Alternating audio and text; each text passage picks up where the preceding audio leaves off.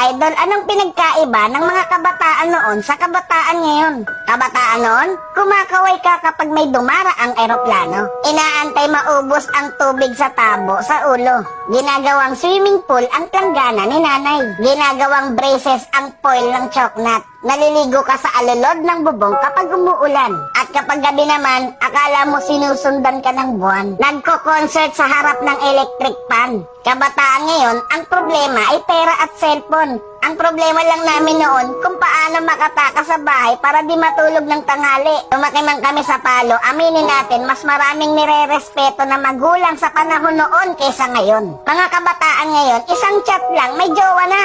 Eh kami noon sa flames lang umaasa. Broken-hearted pa pag friends ang resulta. Mga kabataan noon, ang dami ng alam na trabaho. Kesa sa kabataan ngayon, tamad na, puro pa gadgets, di pa mautusan. Minsan nagiging ibon, minsan nagiging paniki. Wait lang.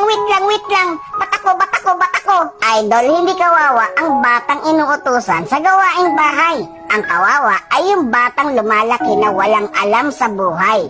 Yung nakaranas lang ang pupuso nito. Real talk yan.